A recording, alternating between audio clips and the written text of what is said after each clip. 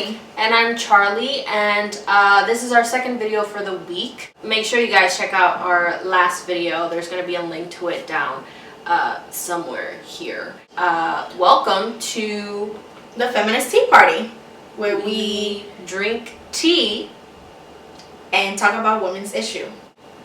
Kim K, nude photo. I don't know, I feel like deja vu because isn't she nude all the time? She's got a bomb body. I don't know if it's man-made or God-given, but I'm not mad looking at it. I'm not mad looking at it. I want to maybe hear a little bit more from her. She's not just a body. I know that she has some brains in there, and I want to see them. I want to hear it. Your opinion is very similar to what a lot of people are saying about the Kim K nude selfie, most notably Pink. I like that she said, you don't need that kind of attention.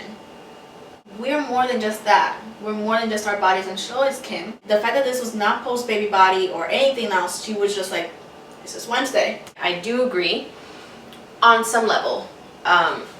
Women are a lot more than their bodies, but I'm kind of siding with Amber Rose on this.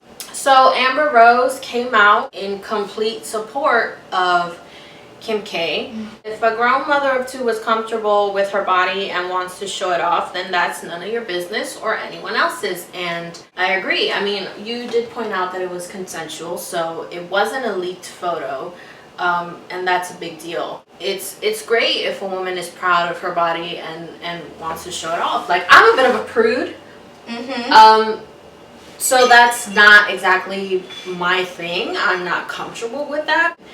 If somebody else wants to go out and be sexy and show off their body, whatever body type it is, women who are just so comfortable in their bodies, even bodies that aren't necessarily seen as beautiful by society, how many women are proud to show it off, and I'm all for it. When you watch her show, and I do watch the Kardashians, she always has a guilty pleasure. Kim Kardashian has had issues before where she's like, I hate that people only see me as just a body. Don't cry about it in one scene and then be proud of it in another one. I want her to do something different. I have already seen her naked. I think we've all have, both artistically and non-artistically, leaked and not leaked. It's just, give me something else. I'm pretty sure we'll have enough to talk about Kim Kardashian in the coming weeks and months in our lifetime. They'll hold on to that spotlight as long as they can. So maybe from here to there, she'll give you something else. What do you think Matt McGorry would say about all of this Kim stuff? Matt McGorry is an interesting topic. He is a feminist ally. He makes very clear that he's a very feminist guy. He's an ally for a lot of things. Black Lives Matter, LGBT. I don't know what he would say. I think he would be pretty cool with her. I mean, he's a guy too, so. He's in the news because International Women's Day, which was last week, March 8th, he came out with a t-shirt. It said, I'm not a feminist because A, I don't understand that it just means believing in gender equality, or B, I'm an asshole.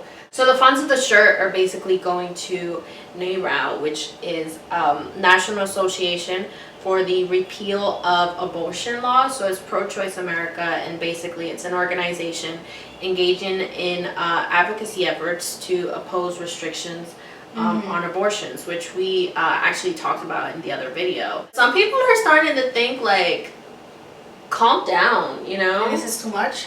Yeah, and it's, for me, the question is, what is an ally then? How do you navigate those waters? It's so difficult. Although not more difficult than the people who are living. No, but it's the situation, but it does seem to be a little especially difficult to tread. Because he is a white male, so yeah. He's kind of like the oppressor if you think about it. Like, it's a general context.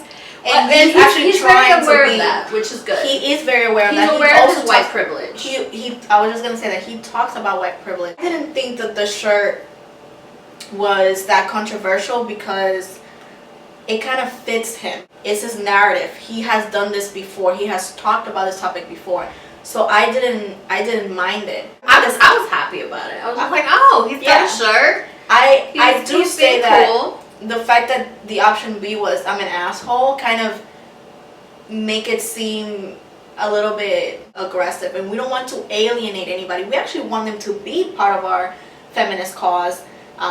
Instead of saying, well, if you don't believe exactly what I believe in, then you can't be part of it. You can't sit with us, and that's not what we want. So, but I do feel like it is very difficult to be an ally. They might not do it perfectly because, again, they don't know every little detail. But if they're trying, let them try. Yeah, I'm with that. I don't know, Matt, do your thing and just keep doing what you're doing. I keep doing what you're doing. I love J.K. Rowling. I'm a part ahead. She's also a part ahead. But recently there were some writings on the Pottermore website about North American magic, and there were some issues. People were saying that she culturally appropriated Native American culture in her writing because she spoke about Native American wizards.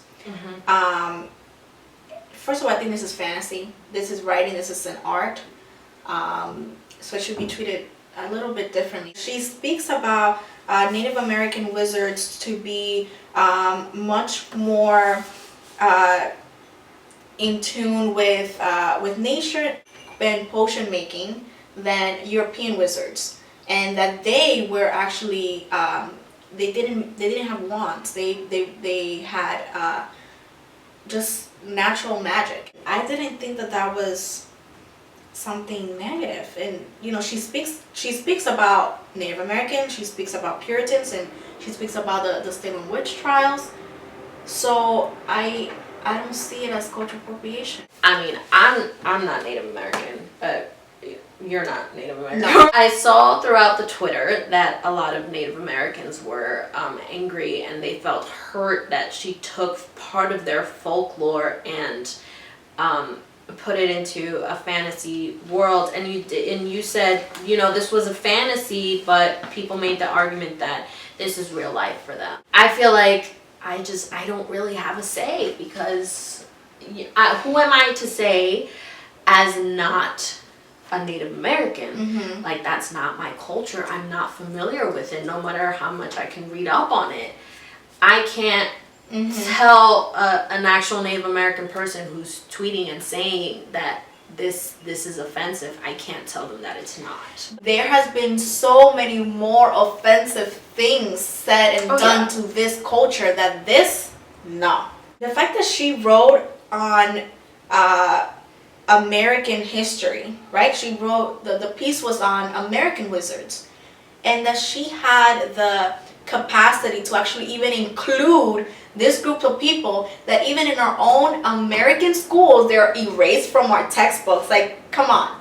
Yeah. There are kids out there I mean, that it's don't also like, I agree, but part of me is also like, we shouldn't be giving cookies to people for including people that were there.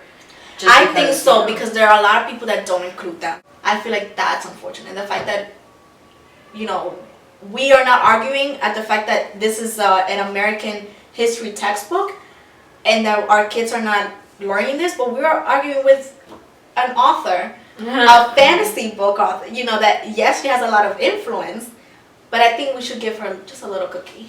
Well, I don't know. You give her a cookie. I'll say the American school system needs to do a better job of including Native American history in their damn textbooks, instead of counting on J.K. Rowling to get everything right. Hopefully she'll do better for the next few stories. I still love J.K. Rowling, and your faves are problematic. And that's okay. And that's okay. Like, you can still like what they do. These people are humans, and a lot of the times I feel like we put them on a huge pedestal because you love their work so much. So, cultural appropriation, don't do it, and if you do, learn from it and just take it from there. So that's that. For the shout outs this week, we have Ava DuVernay. She was the director for Selma. And she will be directing A Wrinkle in Time soon enough. You didn't know? I did not know that. Oh, okay. Candid moment. She is working on Queen Sugar, which is based on a book of the same name. And basically, it's about two sisters that come back to Louisiana to inherit their father's sugarcane farm. She's directing and executive producing the series on the OWN network, which is Oprah's, land. She tweeted, "They say it's hard. They say there aren't enough of us who are qualified. They say we aren't ready. Excuses."